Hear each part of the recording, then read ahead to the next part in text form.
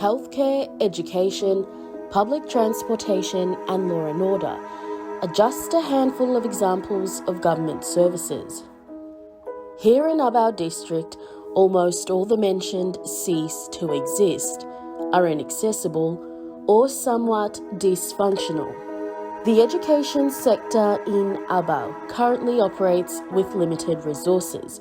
With the ineffective TFF national policy, teachers and schools are not only forced to teach with minimal resources, but in classrooms that are barely structural. The little money that was coming from the TFF, we managed to run our schools in the best way we could to make sure that teaching and learning was taking place, and the necessary things that we needed for schools were taken care of. And up to these times, at this very time when we are really struggling with bad road conditions and the TFF is not coming there,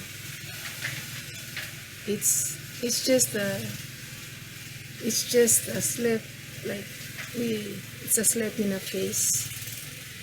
But we try to manage despite those hardships.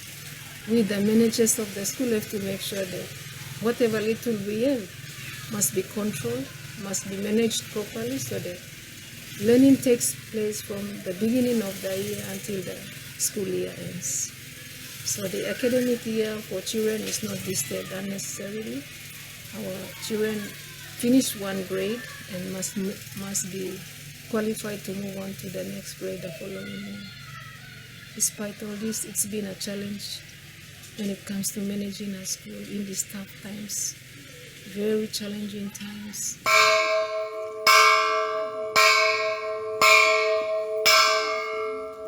Education is an essential service. The government has a responsibility of making education accessible to all. The current situation in Abau is such that education seems more of a privilege to some than a priority for all. While funding plays a crucial role in the operation of schools, teachers of Cocolands primary schools say the lack of proper building infrastructure and roads are one of the main hindrances to allowing children their basic right to education. Students, they walk distance, they come from distance. Especially Tutupo people, they wake up around 4 o'clock, 5 o'clock and they start walking. So like by 8, they have to be around here by 8. So it's quite a distance to them. And at this time, at this rainy weather like this, they're hard strain.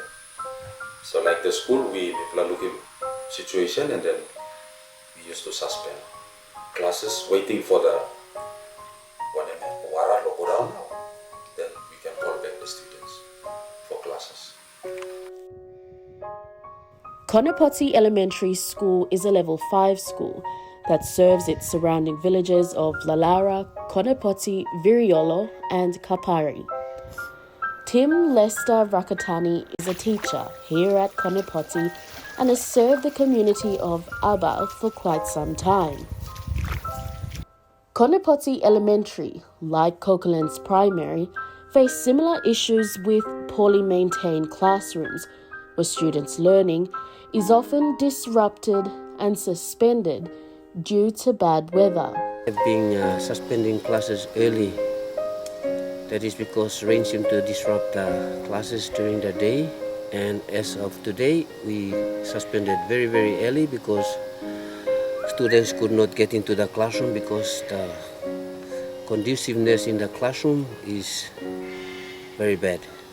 But, like most, they strive to excel and prosper, and of the many things the school aspires to accomplish, a library is first in line. Library at my back. Currently we are writing up a proposal to submit to donor agencies to seek fundings to try and maintain, renovate or rebuild a new classroom. That's if the funding is good. So that is for our new library. We just hope and pray that someone will come to our aid and then we will fix our new library. For the other classrooms, we are hoping to use some school funds to maintain the classrooms. Currently we have some materials being bought and then we are slowly and gradually maintaining the classroom one at a time. Moreguina Primary School was established in 1986 and was funded and maintained under the then Cape Rodney Rubber Project. This school acts as a feeder school to Yanu Secondary.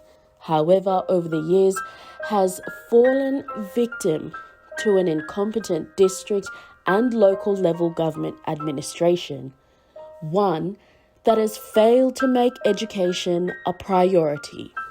Though we have made so many submissions, like it has gone and never come. Like they say, they will tell us that it's approved, but we wait, we never get answers. So like it's a sad story. Like, we talk about development, but we cannot really see it physically. It's just a story that we tell. It's like a legend, and we don't see the actual things coming out. The tales of a government that has failed to prioritise education are told all throughout the district and its schools. Public servants who have recently joined as teachers also share similar sentiments to those who have been present in the district for decades. By my observation in the 12 years I've been here, I saw that no government service, especially regarding infrastructure to schools, have been done. Any schools that I've been to so far 3 schools. This is my 3rd school now. Same problem all the way around. So I don't know, this 10 million that is going down from our DSIP. I don't know where does it go, because we don't see, as a taxpayer, we don't see anything is happening on the hospital, schools, nothing, zero. For the last 12 years I was here. And the road, nothing, so I don't know what is happening. In 2012, the District Services Improvement Program Audit Report proved Abau District received an estimated 30 million kina in DSIP funding between the years 2008 to 2012. This report specified that in several instances, classrooms and teachers' houses with project costs totaling over 2.3 million kina were either poorly constructed or incomplete. Projects that had been paid in full. This then begs the following questions: where, how, and why?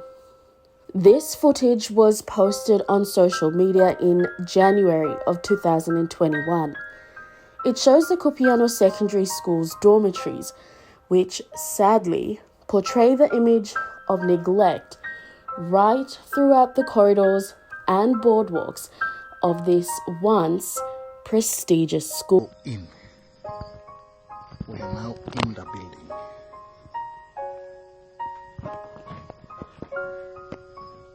The condition of this building is very bad, but yet our students are able to sleep here. The biggest disappointment here is, despite the setbacks, the unfairness, and the lack of consideration to improving the education system, many parents remain hopeful for their children and generations to come. She's the dark soldier from grade 5 or 4 maybe. Yes, she's the dark soldier now. My concern is to educate her properly.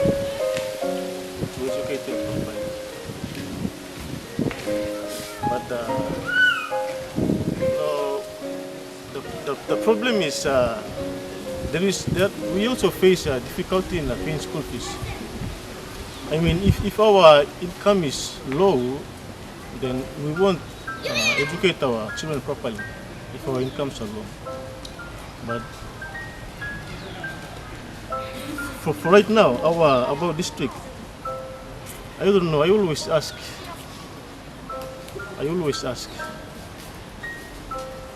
do the MP for the Abau make budget or plans to educate our bright students in our Abau District or in our communities? All throughout Abau, literacy rates have dropped, along with the level of English proficiency, mostly because of insufficient learning materials. The chances of students making it into higher education institutions are slim. Many fail to even go past grade 9 for various reasons, but many a times due to financial hardship. It then becomes somewhat a battle of the survival of the fit. For this crop of unfortunate students, there are also little to no opportunities to venture into other areas of learning. So one plus something, or semi talk legislative and all this, I think it's a must that the district really needs to think seriously in setting up TVET centers here, because suppose you look at now, the population now, big percentage is young people. And these people, they are a time bomb. Suppose our leaders are not smart to involve them in some things, education, this kind of something also. They are just there. And anything can just trigger them off, and chaos can come up inside the community. So, even me play here too, sa sila na thinking story lo me play here, proposing that if our elected leaders around here can, Moreguina really needs one. Then, like what is said, Cocolands. These are government substations. We have a lot of people who cannot make it into grade 9 because, like in the plant factors, the road is one, technology coming in, and the kids are caught in between. So, Natu was in order to begin any interest below school. You get some beginning, they are good with their hands, working, carpentry and all these things. So, at least provide some opportunities for these young people to express one more talent below that they have. Not everyone can make it into an office. No. So, like, it's a must that our leaders here in Abau, even the province, think seriously about this. Unemployment, low literacy rates, and poor quality of education are all risk factors linked to the likelihood of the involvement of young people in serious crimes and violence.